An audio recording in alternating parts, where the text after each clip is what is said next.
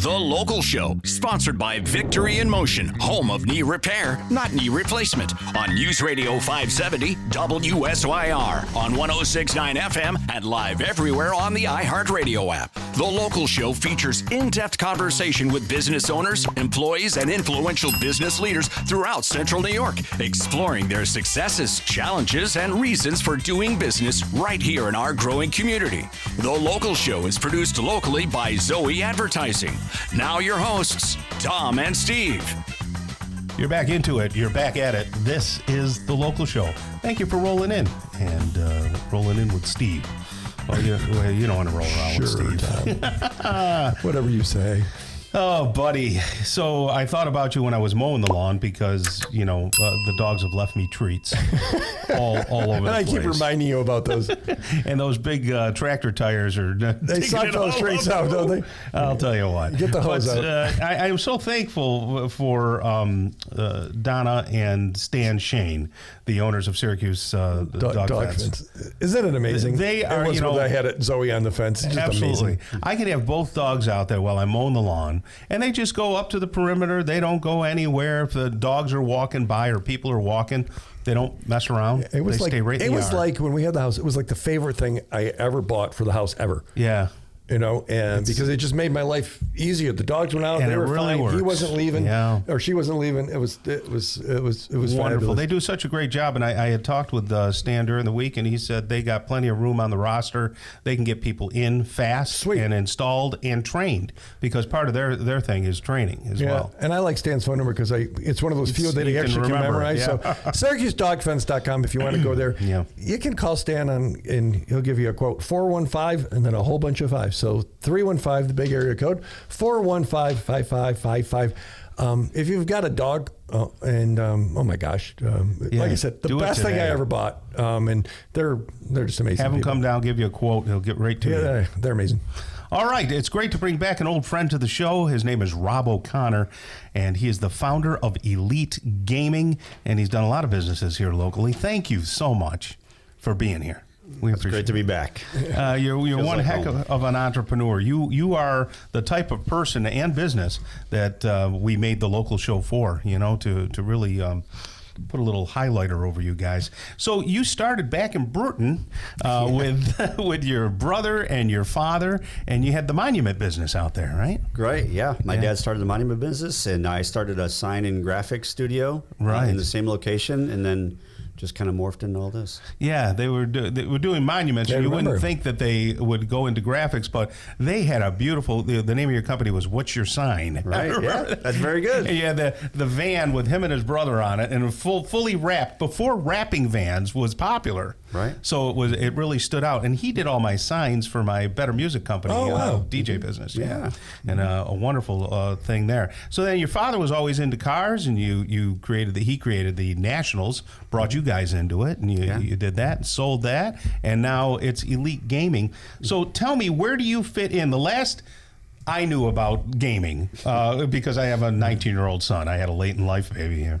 And I remember Dan TDM and PewDiePie and all those guys. They're got to be my age now, right? Yeah, and they're still crushing it. Are they really still crushing it? Making millions upon millions. And who's the guy, the redheaded guy who was from Syracuse, made it big? Tim the Tat Man. Yeah, the Tat Man. Yeah, he he's made bald it. now. Is he really? Oh, he shaved it off. He's done. Oh, he gave up. Golly.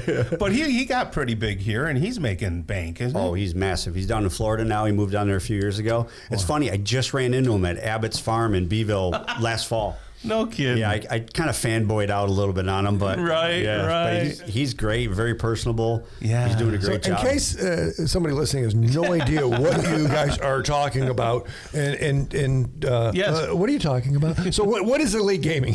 So we were talking about content creators online, people that play video games and things. Elite Gaming is a little bit of that, but we're more of a high-tech event center and a workforce development hub for students. So we use gaming because kids are gaming anyways, right? We're raising digital citizens. Yes. So kids are gaming anyway. So we use gaming as a high interest entry point into tech careers. So when they're at our space, we do computer programming, we do graphic design, we do podcasting, we do live streaming, we do animation, all sorts of high-tech things. And now, since we're in the Micron era, Micron needs tech-oriented workforce. And the kids that are now coming to our facility, middle school and high school, they're going to be the first generation of Micron employees, right? So we're using, like I said, gaming isn't the end all. It's just the beginning. We're the kind of the top of the funnel for kids getting interested in technology. And we're just using gaming as a way to get them excited, get those little light bulb moments to say, oh, I really enjoy this. I could see myself doing this as a career. What got you into that?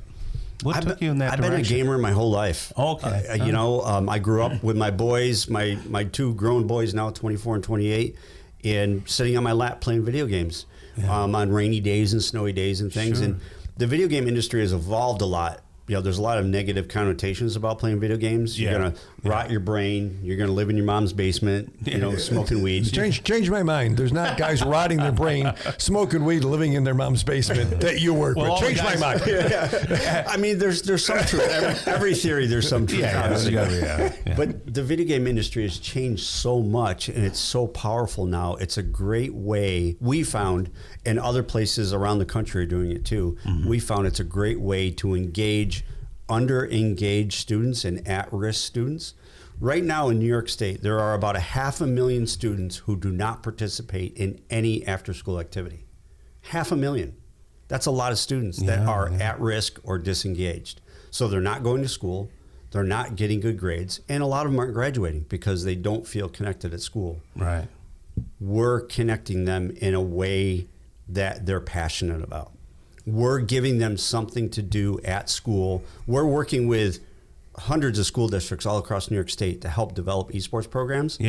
And with those esports programs, we introduce them to podcasting, streaming, other technical careers. Right, that they may be interested. So you're like the cool guys for STEAM and STEM. Right. We're the top of the funnel. We're the top of the funnel for STEM. Tell me about college programs now. Can you compete on a collegiate level with esports? I mean, colleges all over the country. D1, I mean, Syracuse University invested $16+ million in esports facilities up there in the last 2 years. Wow. They have 3 facilities up there now, and they have an amazing 4-year degree program, or 4-year degree program, master's degree, and they incorporated Newhouse School of Communications and the Falk Business School.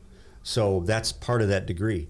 They have production studios up there that would rival ESPN, ABC. So where do you fit into those things? Are they competing you? You're collaborative? Where's it fit We're together? collaborative with them, absolutely. Like I said, we're at the top of the funnel. SU and OCC and even the new STEAM school, they're lower down in the funnel. Our job, because we're in middle schools and high schools, we're able to connect with these kids that are disengaged with school and get them excited about something and get them back in the game. So somebody might start by being in gaming, but then they learn that Unreal Engine is the graphics behind stuff, and then they end up working at Unreal Engine. Perfect example. We actually we're going to be doing a industry recognized credential program for Unreal Engine. Oh, that's great. At Elite. Yep. How about that? So, does it cause carpal tunnel? Only if you're doing it wrong. All right. Rob O'Connor, founder of Elite Gaming, elitegaming.gg. Do I have that right? Yeah, GG. It means good game. Good in the gamer world. That's what you say at the end of a game. Absolutely. Well, good game, Rob. Thanks for joining us. Thank you. Appreciate it. Good to be back.